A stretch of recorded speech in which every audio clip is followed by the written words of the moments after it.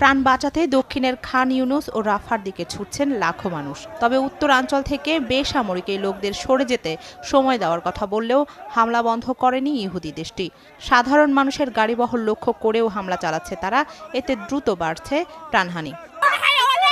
আমরা কি পশু? আমরা তো মানুষ। আরব বিশ্ব আজ কোথায়? মানবতা কোথায়?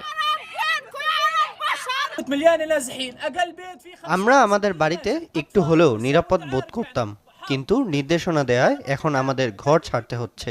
তাদের হামলা থেকে কেউ বাদ যাচ্ছে না। এটা একটা গণহত্যা।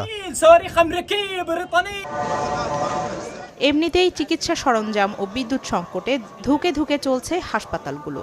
তার উপর প্রতিনিয়ত শিশু, নারী সহ আহত মানুষের সংখ্যা বাড়তে থাকায় প্রায় স্থবির হয়ে পড়েছে চিকিৎসা সেবা। মর্গের অবস্থা আরও খারাপ, কোথাও তিল ধারণের ঠাঁই নেই।